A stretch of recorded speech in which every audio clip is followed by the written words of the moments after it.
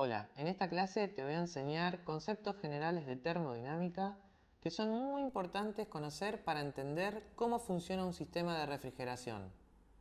Lo primero que tenés que saber es que en este rubro trabajamos con calor, es decir, el hecho de estudio es el calor y no el frío, como podrías pensar por estar trabajando con un sistema de refrigeración y aire acondicionado. En refrigeración solemos decir que el frío no existe, sino que es la ausencia del calor. Si queremos enfriar una sustancia, un objeto o una habitación, lo que tenemos que hacer es sacar el calor y eso que queremos enfriar se enfría. Para entenderlo mejor, podemos ilustrarlo en una comparación con la luz, que es otra rama de estudio de la física. Si quisiéramos oscurecer una habitación, lo que tendríamos que hacer es tapar todos los ingresos de luz y la habitación se oscurece. No existe la luz de oscuridad. En refrigeración sucede lo mismo, con el frío y el calor. Para enfriar algo hay que sacarle el calor. Todos los sistemas de refrigeración y aire acondicionado lo que hacen es sacar el calor de un lugar donde molesta y llevarlo a un lugar donde no molesta. Para lograr esto tendremos que hacer un gasto de energía, un trabajo mecánico y necesitaremos un refrigerante encargado de transportar el calor. Vamos a hablar ahora de la transferencia o transmisión del calor. La palabra termodinámica significa calor en movimiento y es una de las ramas de la física que se encarga de estudiar las relaciones entre el calor y las restantes formas de energía. La primera ley de la termodinámica dice que el calor no se puede crear ni destruir, solo se puede transformar o trasladar. Y en el segundo principio establece que el calor fluye espontáneamente desde una fuente de mayor temperatura hacia otra de menor temperatura, para lograr el equilibrio térmico. Como vemos en la siguiente imagen, el cuerpo A, que contiene mayor cantidad de calor y temperatura, cede calor al cuerpo B de menor temperatura para equilibrar térmicamente ambos cuerpos. Esto es un fenómeno natural e irreversible, el cual podemos revertir a través de un gasto de energía y un trabajo mecánico de un motocompresor. Existen tres formas de transmisión de calor: la transmisión por radiación, la transmisión por convección y la transmisión por conducción. La transmisión por radiación se transmite sin contacto directo y se produce a través de ondas electromagnéticas que viajan a través del espacio. Como vemos en la siguiente imagen, el Sol irradia calor hacia la Tierra, calentando la superficie por radiación solar. El calor por convección puede darse tanto en fluidos como en gases y se produce cuando las partes más calientes de un fluido o de un gas ascienden hacia las zonas más frías, generando una circulación.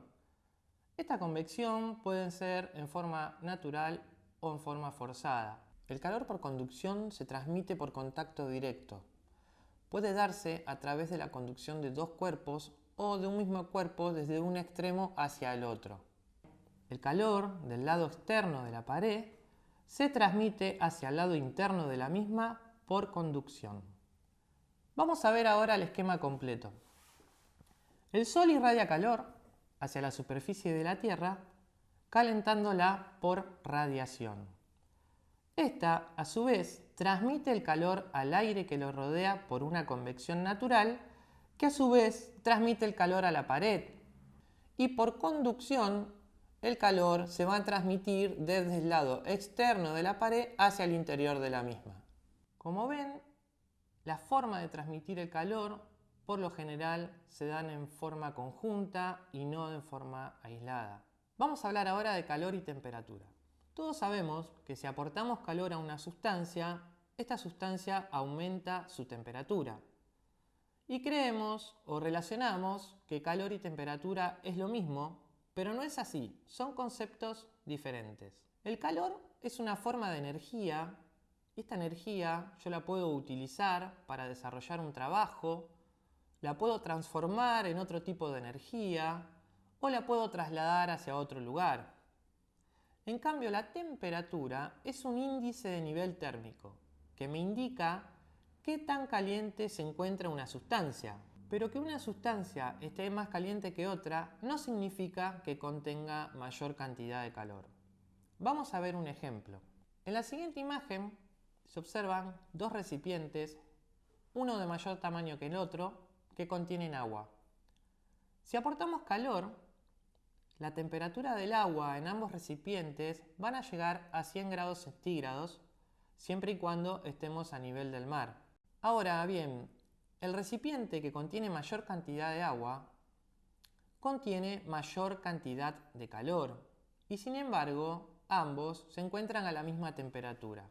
La temperatura tiene una unidad de medida y el calor otra unidad de medida. Existen varias escalas para medir temperaturas, pero hay dos que son las más utilizadas. La escala de grados Celsius o centígrados es una de las más utilizadas, pero hay países como en Estados Unidos que se utiliza la escala de grados Fahrenheit.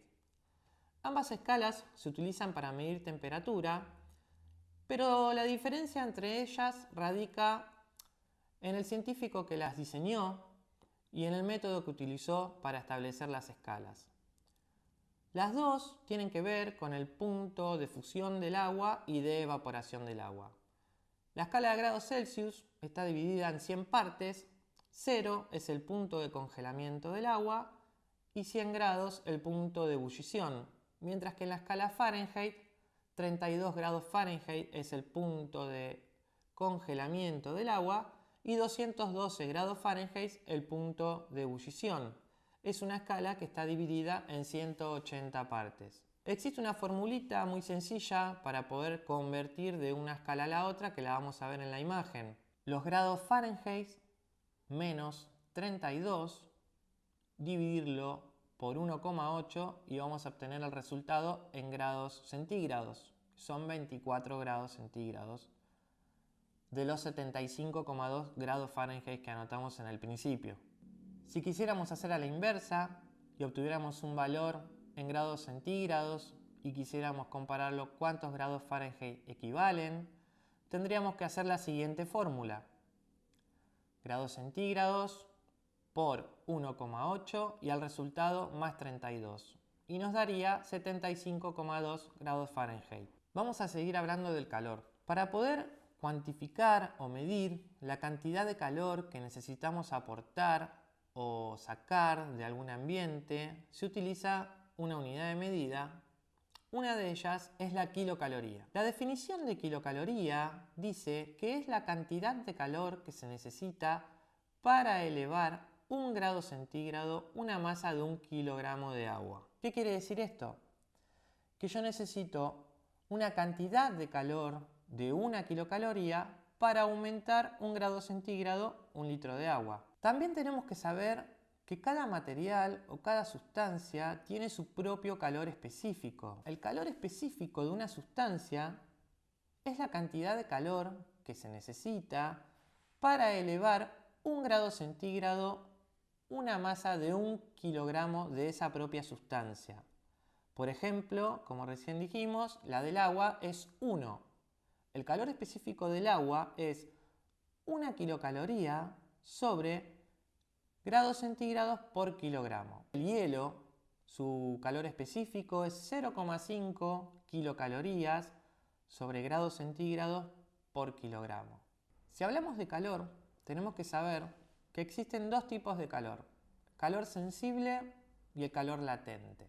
El calor sensible es el calor que aportado o sustraído a una sustancia produce una variación de la temperatura de esa sustancia. Por ejemplo, si ponemos un recipiente con agua a 80 grados y le aportamos calor, por cada kilocaloría que le aportemos, el agua va a aumentar 1 grado en su temperatura. El calor latente es el calor que aportado o sustraído a una sustancia no produce una variación de temperatura de la sustancia, pero sí produce un cambio de estado de esa sustancia. Por ejemplo, si ponemos a calentar agua en un recipiente y le agregamos calor, la temperatura va a llegar a los 100 grados. Pero cuando el agua llegue a 100 grados centígrados, va a empezar a evaporarse. Más de 100 grados no va a poder aumentar su temperatura. Ese calor que estamos entregando se conoce como calor latente.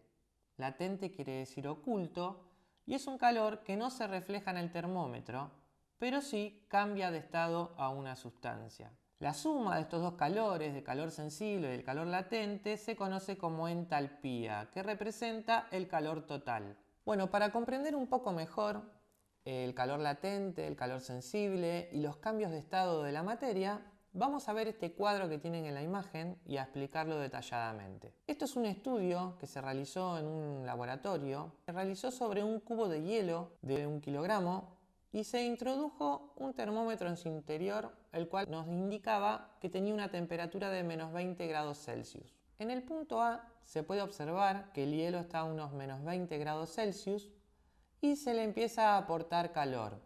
A medida que se va aportando calor, se puede observar cómo la temperatura del hielo empieza a elevar y por cada kilocaloría que se entrega, la temperatura aumenta 2 grados Celsius. Esto es debido a que el calor específico del hielo es de 0,5. Cuando llegamos al punto B, tenemos hielo a 0 grados. Si nosotros seguimos aportando calor, este hielo va a comenzar a fundirse. Pero mientras haya una porción de hielo, el agua que esté en contacto con el hielo va a permanecer a 0 grados. Tanto el hielo como el agua permanecerán a 0 grados hasta que la última porción de hielo se derrita. Este proceso se conoce como calor latente de fusión y se observa que se necesitaron 80 kilocalorías para poder fundir 1 kilo de hielo a 0 grados. Como pueden observar, en la escala de temperatura no se produjo ningún aumento. Sin embargo, se necesitaron 80 kilocalorías para poder fundir el kilo de hielo. Si seguimos aportando calor, podemos observar que por cada kilocaloría entregada al agua, el agua aumenta 1 grado centígrado, debido a su propio calor específico. Se necesitaron 100 kilocalorías para poder elevar la temperatura del agua de 0 a 100 grados. Esto se conoce como calor sensible porque produce un aumento de la temperatura. Cuando llegamos al punto D, el agua va a estar a 100 grados centígrados. Si seguimos aportando calor, más de esa temperatura no va a poder subir. ¿Qué va a pasar? Va a empezar a evaporarse. Entre el segmento D y E, el agua va a comenzar a evaporarse y se observa que se necesitaron 539 kilocalorías para poder evaporar 1 litro de agua a 100 grados. Este segmento se puede dividir en 3 sectores. En el punto más cercano al punto D, podríamos decir que tenemos un líquido saturado. Cuando una sustancia se encuentra en estado de saturación, significa que existe líquido y vapor. En la zona del medio tenemos una zona de mezcla y en la parte más cercana al punto E tenemos lo que se conoce como un vapor saturado. En este segmento es en el que en general se encuentran los refrigerantes dentro de las garrafas. Se dice que están en estado de saturación porque convive tanto el líquido como el vapor. Cuando llegamos al punto E, tenemos 100% de vapor. Si pudiéramos recoger todo este vapor y poder seguir aportándole calor, lo que obtendríamos sería un vapor sobrecalentado, que por ejemplo es el estado en el cual se encuentra el refrigerante en el tubo de descarga de un motocompresor.